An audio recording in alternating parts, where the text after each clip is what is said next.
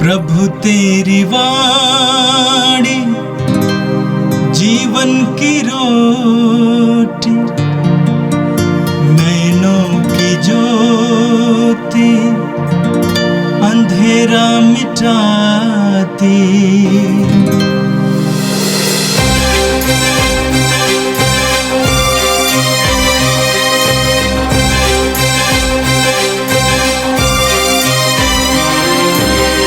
प्रभु तेरी वाणी जीवन की रोटी, नैनों की ज्योति अंधेरा मिटाती।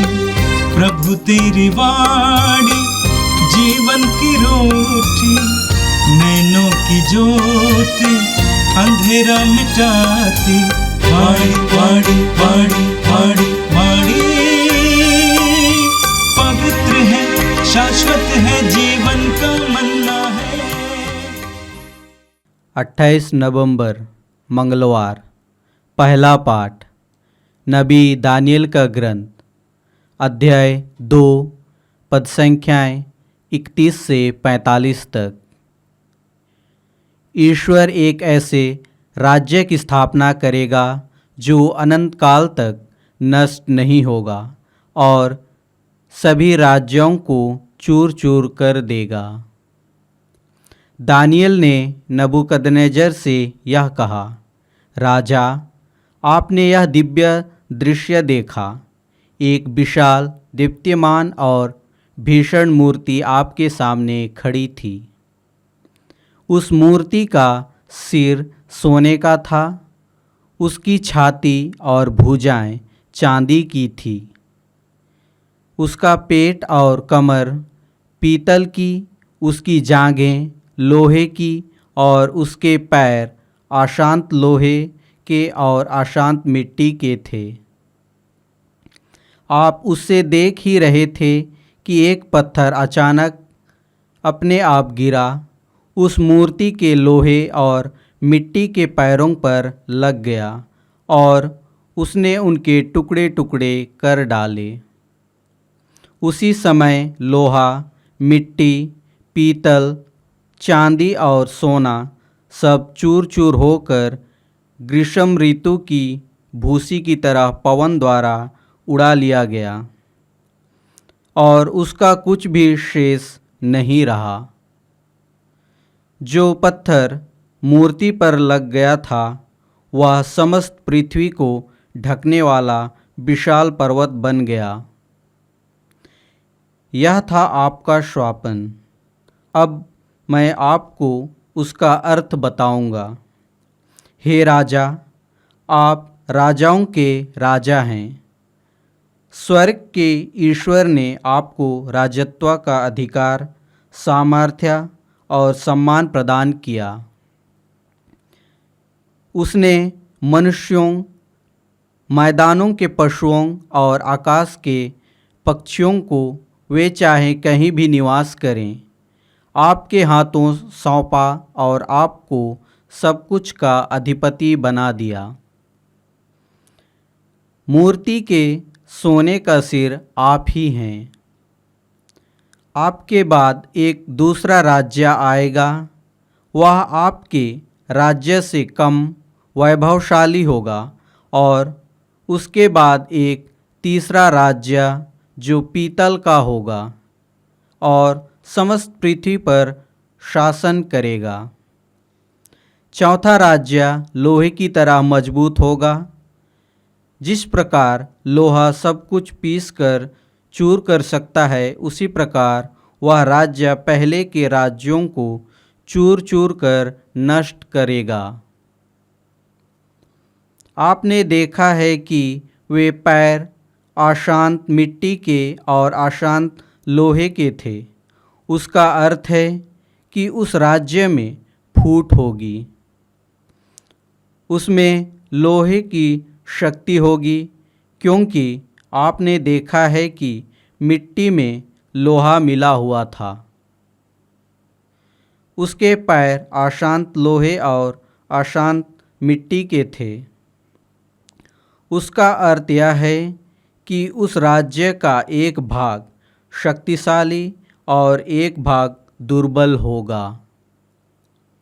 आपने देखा है, लोहा मिट्टी से मिला हुआ था। इसका अर्थ है कि वह विवाह संबंध द्वारा राज्य के भागों को मिलाने का प्रयत्न किया जाएगा, किंतु वे एक नहीं हो जाएंगे, जिस तरह लोहा मिट्टी से एक नहीं हो सकता है। इन राज्यों के समय स्वर्ग का ईश्वर एक ऐसे राज्य की स्थापना करेगा जो अनंत काल तक नष्ट नहीं होगा और जो दूसरे राष्ट्रों के हाथ नहीं जाएगा। वह इन राज्यों को चूर चूर कर नष्ट कर देगा और सदा बना रहेगा। आपने देखा है कि अपने आप पर्वत पर से एक पत्थर गिर गया और उसने लोहा, पीतल, मिट्टी, चांदी और सोने को चूर चूर कर दिया है। महान ईश्वर ने राजा को सूचित किया कि भविष्य में क्या होने वाला है।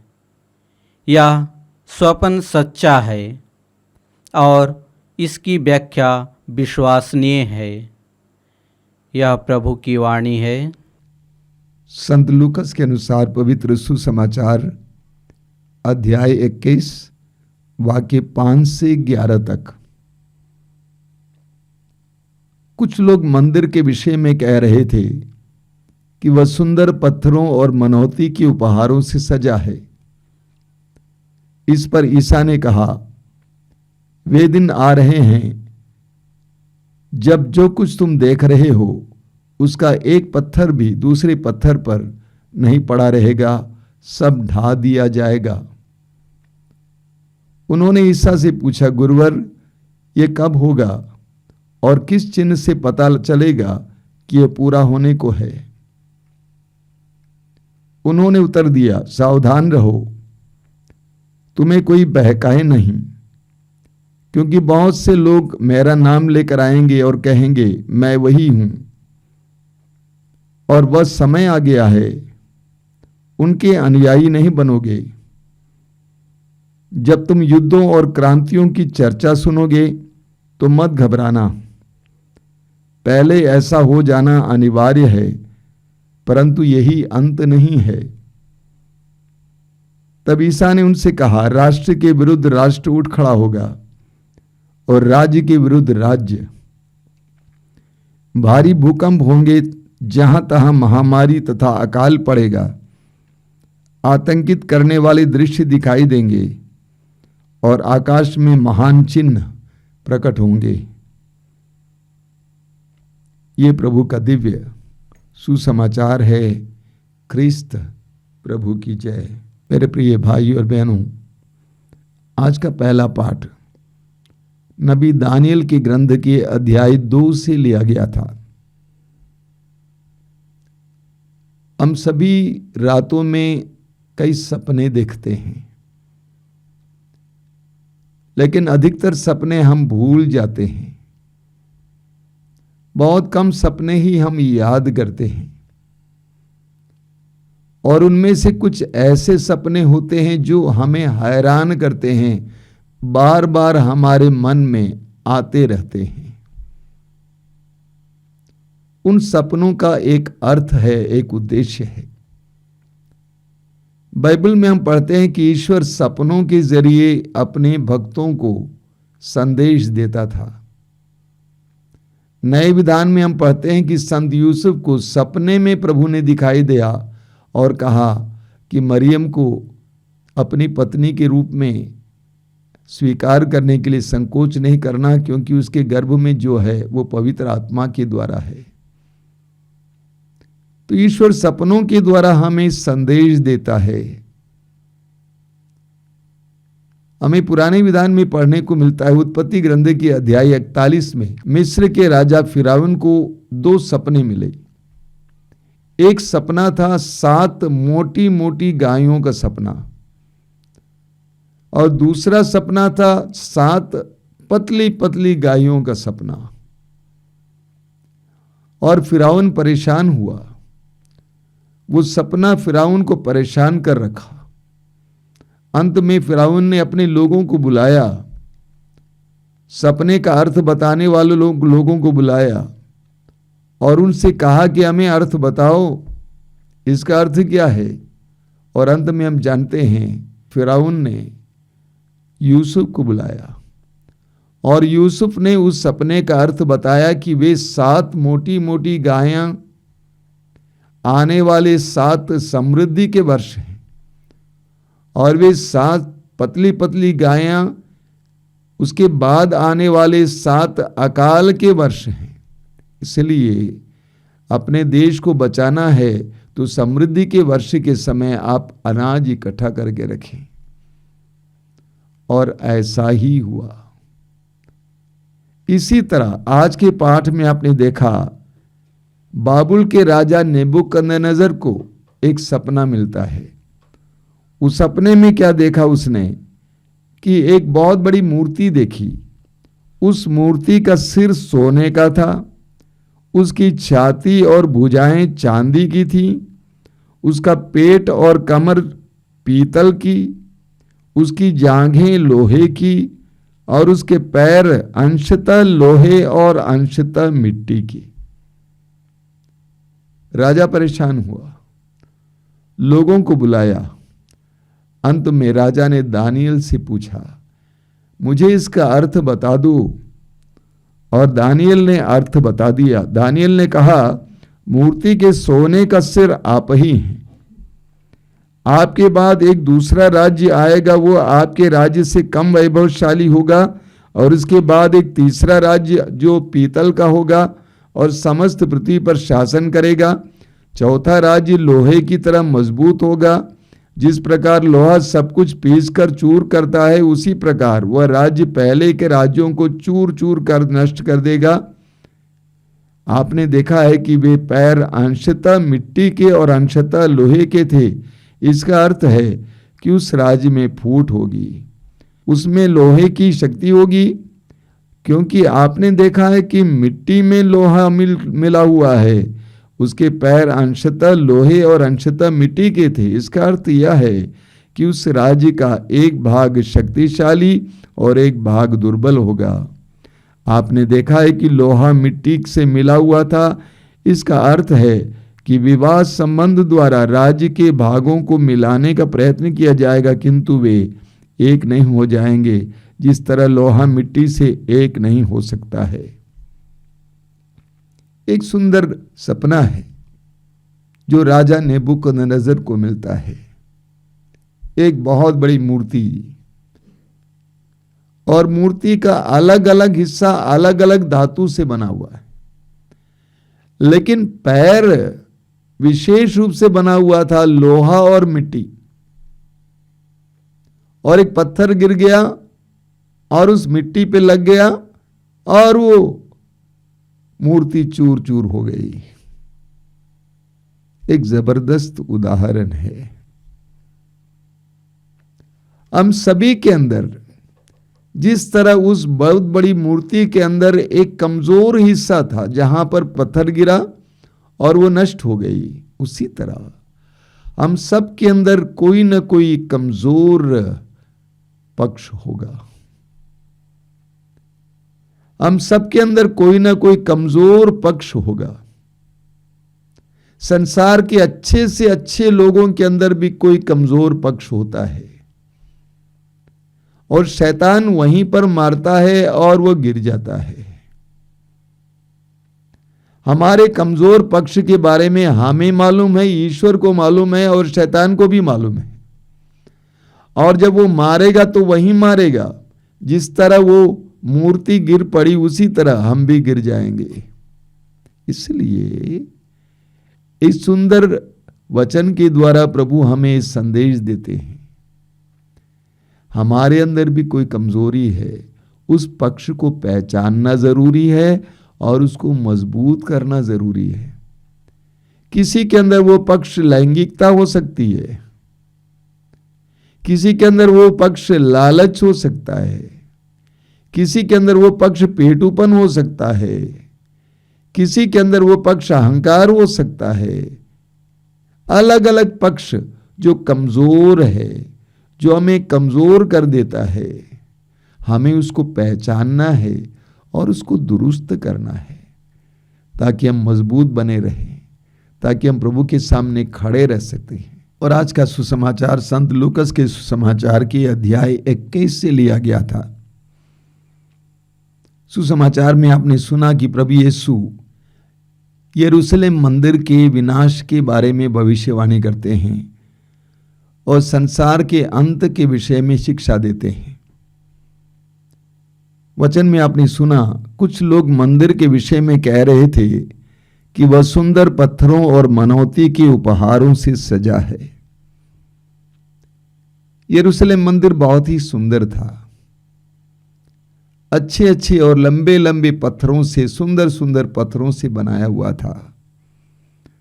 लोग इस पर गर्व करते थे, बड़े सम्मान के साथ, बहुत इच्छा के साथ उस सुंदर मंदिर की ओर देखा करते थे।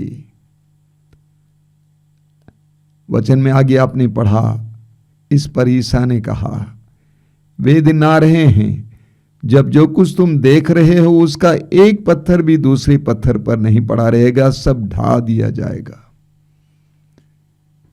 यीशु एक यहूदी थे। यहूदियों के लिए यरूशलेम मंदिर बहुत बड़ी बात थी। यरूशलेम मंदिर को बहुत इच्छा के साथ लोग देखते थे। वह आस्था का केंद्र था, शरण स्थान था, ईश्वर का निवास स्थान था। मैं जानता हूं कि जिस समय प्रभु यीशु ये भविष्यवाणी कर रहे थे, उनके हृदय में बहुत दर्द रहा होगा। इस्राएलियों ने मसीहा को स्वीकार नहीं किया, नतीजा वास्तव में यरूशलेम मंदिर का विनाश हुआ।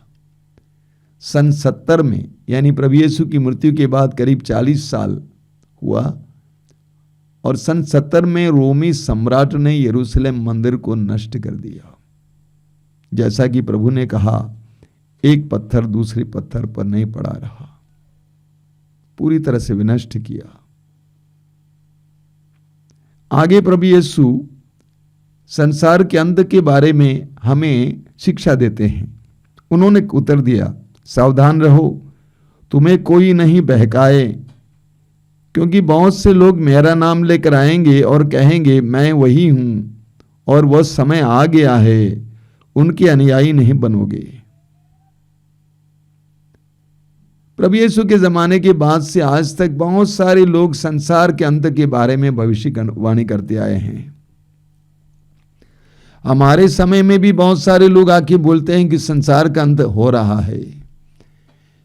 कहीं युद्ध या कुछ होता है, अकाल पड़ता है, लोग बोलने लगते हैं कि संसार का अंत हो रहा है। कुछ लोगों ने कहा कि 2012 में संसार का अंत होगा, लेकिन अंत हुआ नहीं। प्रभु यीशु कहते हैं कि लोग तुम्हें ऐसा कहकर ना बहकाएं। जब तुम युद्धों और क्रांतियों की चर्चा सुनोगे तो मत घबराना, पहले ऐसा हो जाना अनिवार्य है, परंतु यही अंत नहीं है।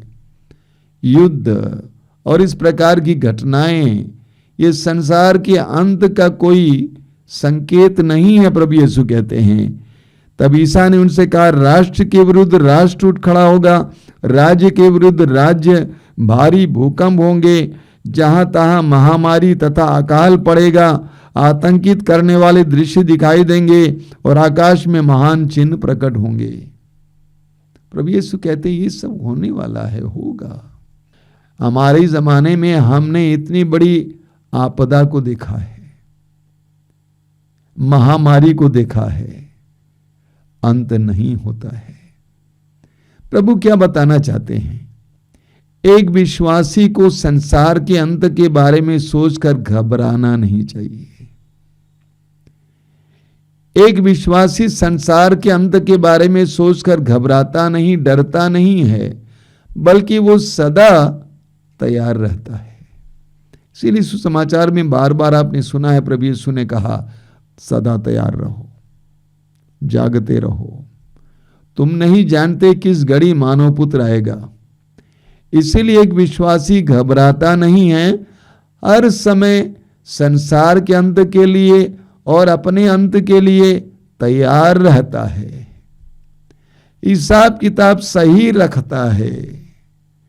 ऐसा जीवन जीता है कि जब भी संसार का अंत हो उसको स्वीकार करने के लिए, बिना घबराए स्वीकार करने के लिए तैयार रहता है। मेरे प्रिय भाई और बहनों, हमें स्वर्ग और नरक की बातें सोचकर जीवन नहीं जीना चाहिए। हमें प्रभु के वचन के आधार पर जीवन जीना चाहिए। स्वर्ग नरक, जीवन का अंत, मृत्यु, संसार का अंत कब होगा, कहाँ होगा, ये सब प्रभु जानते हैं। हम विश्वासियों को प्रभु के पवित्र वचन के अनुसार जीवन जीते हुए अंत के लिए अपने आप को तैयार रखने की आवश्यकता है। आइए हम प्रार्थना करें। प्रभु, हम तुझे धन्यवाद देते हैं आज के सुंदर दिन के लिए, जीवन के वरदान के लिए धन्यवाद देते हैं। धन्यवाद देते हैं इन पलों के लिए और आज के पवित्र वचनों के लिए। तू हमें याद दिलाता है कि हमें हमेशा सजग रहना है, जागते रहना है, तेरी प्रतीक्षा में रहना है। कभी भी अंत आवे उसको स्वीकार करने के लिए, बिना घबराए स्वीकार करने के लिए तैयार रहना है। ये कृपा हमें दीजिए। ये प्रभु यीशु इन वचनों को सुनने वाले मेरे भाई बहनों को आशीर्वाद देना। आज का संपूर्ण दिन उनके लिए कृपा का दिन बने, आशीष का दिन बने। हमारी प्रार्थना को ग्रहण कर, आमीन। प्रभु तेरी वाणी जीवन की रोटी, नैनों की ज्योति अंधेरा मिटाती। वाणी वाणी वाणी वाणी वाणी पवित्र है, शाश्वत है, जीवन का मन्ना है।